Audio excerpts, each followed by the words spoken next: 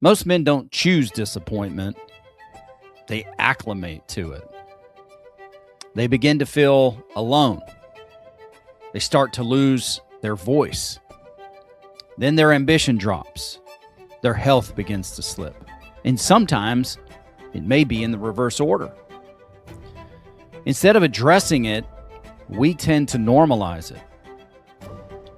Disappointment goes unidentified, and eventually it's mistaken for anger. And once the ego gets bruised, the narrative starts circulating within. Here we go again. I knew it. This always happens. She never. She always. And so on. Men begin to surrender authority and allow disappointment to actually germinate within their lives. And the fruit of that germination is anger. The cost is a man forgetting what he's worth and how badly his family wants and needs him to lead. That's what we're talking about today on this episode of Man vs. Marriage.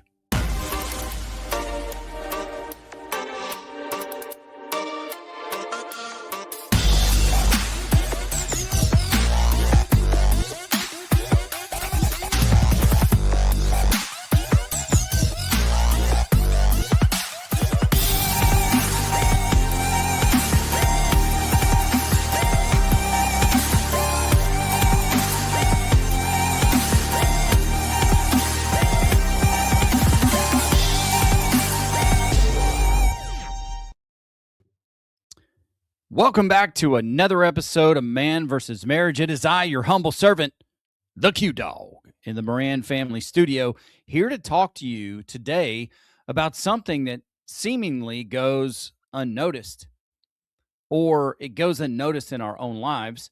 And I feel like it's very important for me to share some of this vulnerability with you. It's something that I've learned along the way, something that I once identified. I had to face this particular man in the mirror. One thing I want you to know too, as we begin this episode, I pray that my heart is like you see my heart in what I do.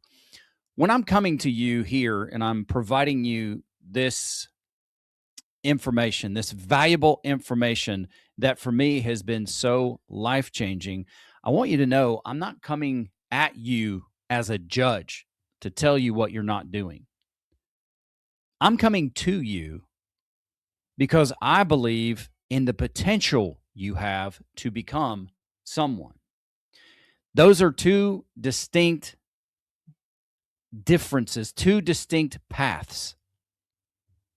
I'm here because I'm looking to build you up. I'm here because I want to inspire you to believe in the you have the ability to become, rather than judging you. Now, I might call you out sometimes, but trust me when I say to you, if I'm calling you out on something, it's because I've learned the value of accountability and calling myself out. That's where this stuff begins. So without further ado, let's talk about these things. I got some bullet points written down here that I feel like are very important for me to share. I've also made some notes on this paper, so you might see me turning the page around, but it's because I want to speak to you from the heart, which I always do, but I also want to make sure that I cover each of these points and I don't necessarily get caught up in the moment. Do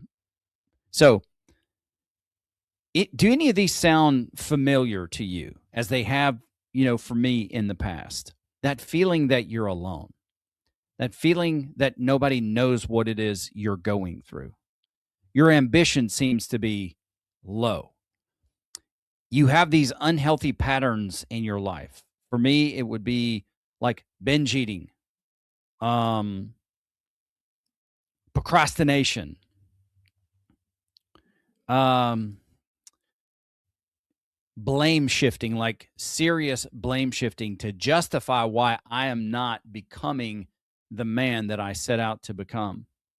Do you have a short temper? Are you edgy, half-cocked? reacting to things rather than responding to things like a mature, healthy man?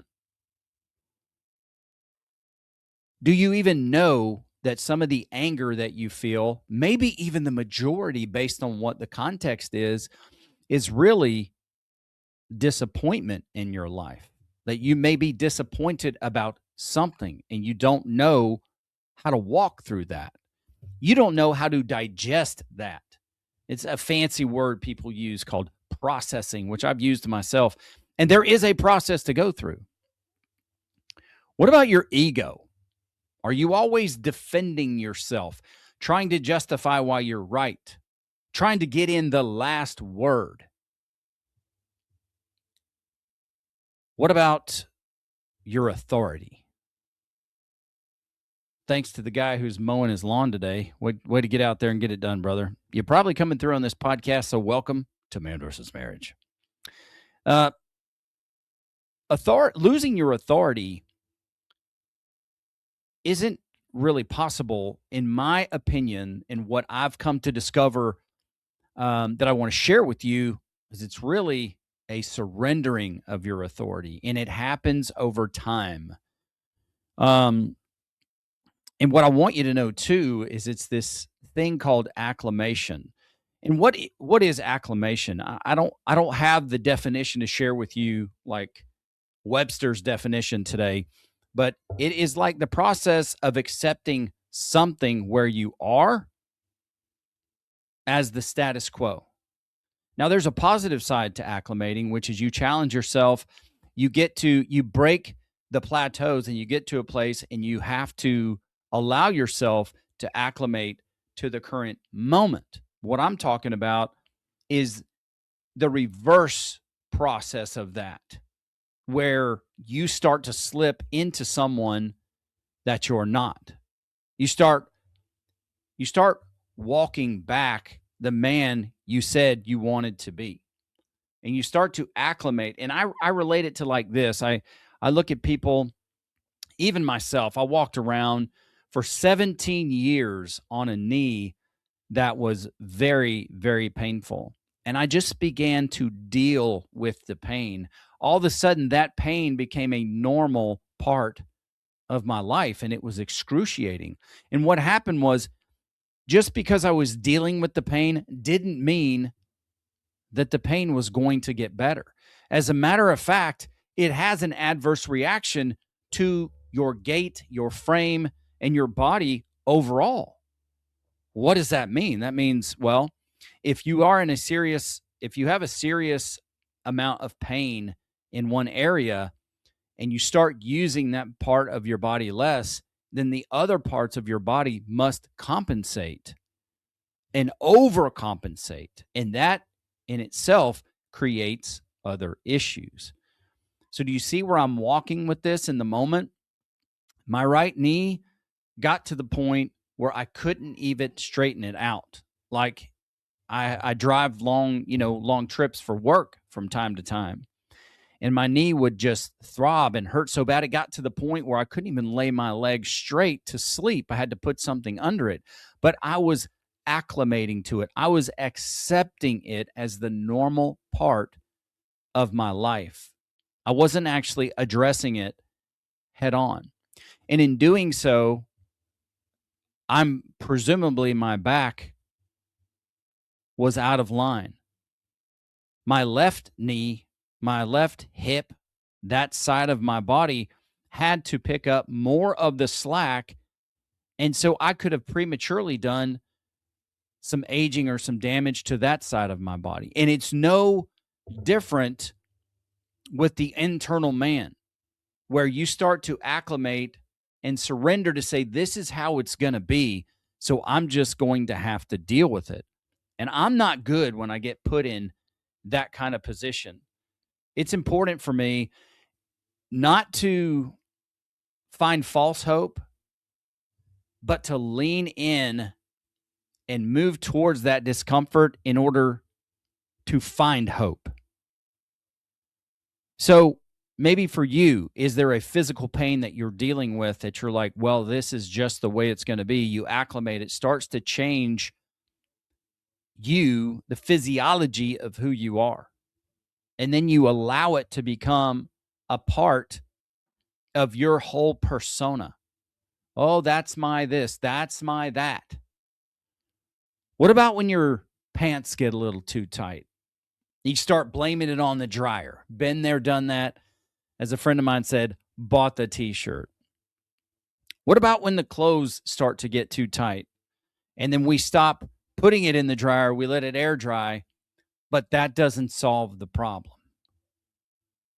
What about when your A1C starts to go up and maybe you have the beginnings or you're pre-diabetic and you start to acclimate to that and say, well, now I need my medication. Now I need my this. Now I need my that. And it becomes a part of your personality and who you are. You're acclimating, you're settling for things. There's a certain disappointment that comes along with being unhealthy. And you get in this kind of loop where you feel like you're in a prison and there's no way to get out. You think too far ahead and all the things you're going to have to do instead of just making the next right choice. And look, I was 382 pounds when I was brave enough at one point to get on the scale. And the funny thing is, it's a funny, not funny. That crap sneaks up on you. Before you know it, you're in a 5X shirt and you're having to make sure it's a 5XB for big in order to fit into it. And you're wearing a size 54 pants. And you feel like you can't breathe when you walk. It's difficult to tie your shoes. It's hard to get down on the ground to play with the kids. You don't feel like going anywhere because you feel like you are in a prison and you cannot escape. The thing that happens, not just in your physical life, but in yourself as a man, even in your spiritual life, is you will surrender your confidence internally. And over the course of time, your voice gets lower and less authoritative. And you stop believing in you. You stop becoming the man you set out to be. You start to lose hope in that. And then you surrender your authority. And it happens over the course of time. You lose your resiliency and you start to acclimate. And then if you're like me and that happens, you begin to get angry because you're like, well, my wife's not listening to me. My kids don't hear what I have to say. The people at work, they don't care. They're not listening. They are X, Y, and Z. When in reality, we must look within in order to evaluate what is going on, because the external is simply a reflection of the internal. And maybe this is the first time you're hearing this and you had no idea, but I'm here to tell you, although I've read things like this in a book, I'm not bringing it to you from some book. I'm bringing it to you from my life experience. Like, this is what we call in church testimony. That's what I'm bringing you. I have lived this thing, and now I can bring it to you with great conviction because I've been able to resolve these things in my life, and I still have challenges in those because we are growing and developing into who we're becoming. So it's necessary to walk across these challenges. I have written here, I want to ask you this question. What is the quiet dialogue in your life when you're listening and you're not talking and no one is around? Maybe when you're in the shower or you're somewhere and it's quiet and you don't have anything to distract you externally. What's the message internally that's going on? I wrote here too, we settle for disappointment. We surrender our authority.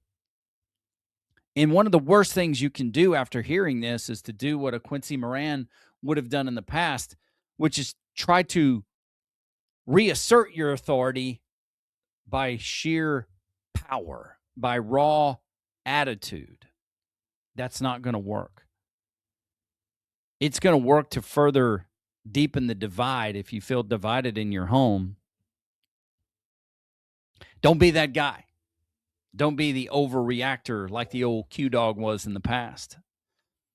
So I'll say this to you again. It's time to evaluate what you have surrendered. Here's another important thing. Be aware that during this reassessment, you might get upset.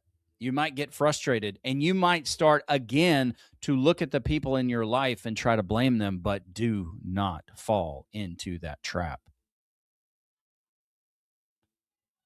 Before you go to talk to your wife and you go to talk to your kids about what has happened, I encourage you to know this, and this is one of the most important things I had to learn, is I can't convince anyone to believe something that I don't first believe within me.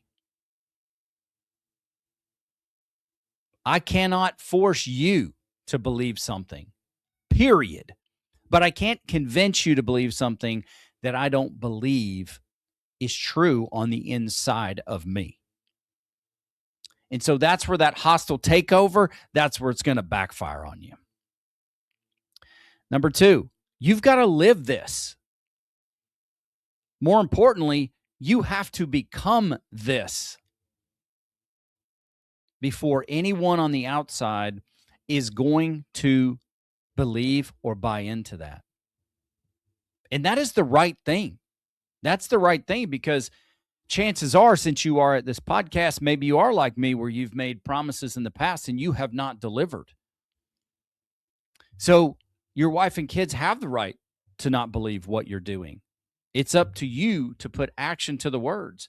I got this saying in my life that reminds me, talk is cheap. It's action that pays the bills. And what you say and what you do must align with who you are before people are going to look at you, especially the ones that know you the best in your own home, and decide whether they want to follow that or not. And that's not a bad thing. The pressure that you might feel right now, that's a privilege. Not every man gets that opportunity. So you must be willing.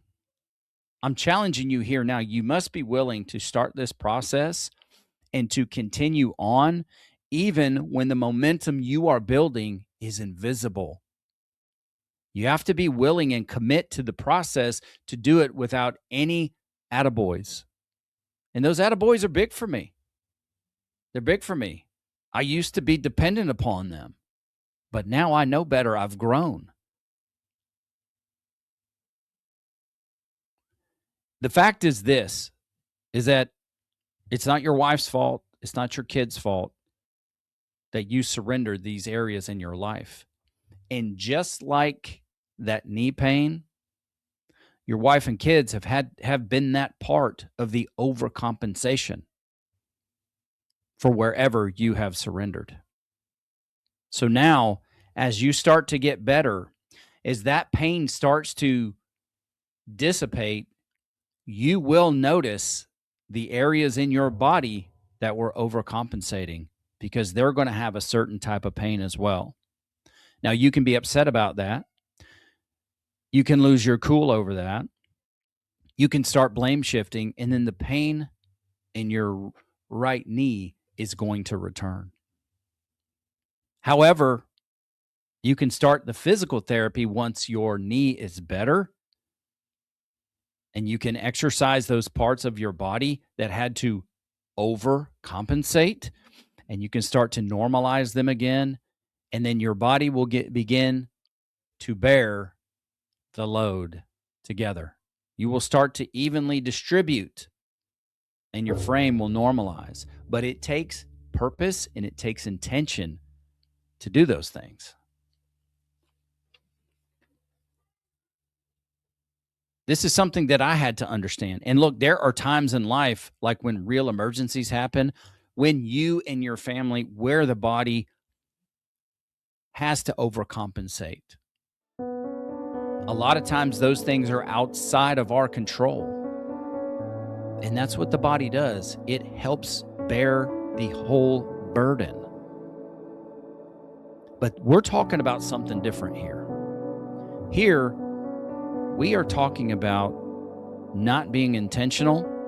We are talking about surrendering. We're talking about something that is self-inflicted. So what is the cost of all this? The cost is a man forgetting what he's worth. The cost is you now surrendering this area of your life, losing your authority, and not realizing how badly your wife and your family need you here. Need you in these areas to lead them. You have to be built for this. And the process is where the building takes place. You don't have to fix everything today. But I encourage you to cut the settling. Stop the acclimating. Stop normalizing these things that are not normal.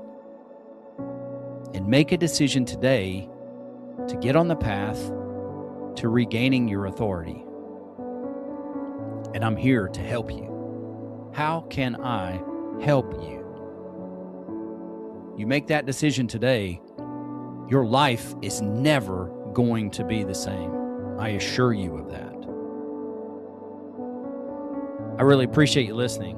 God bless you guys.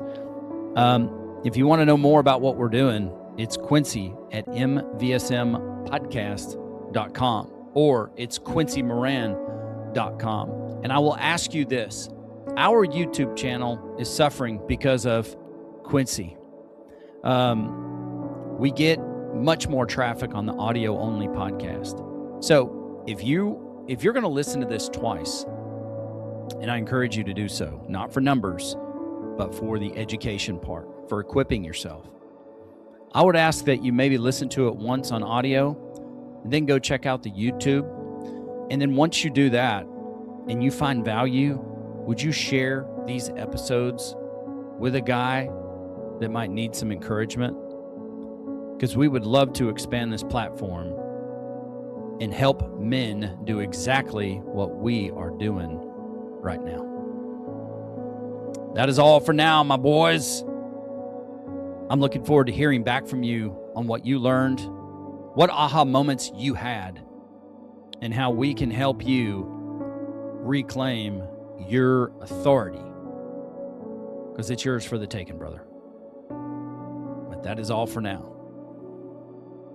For Quincy Moran, wait a minute, I am Quincy Moran. This is Man vs. Marriage, the podcast.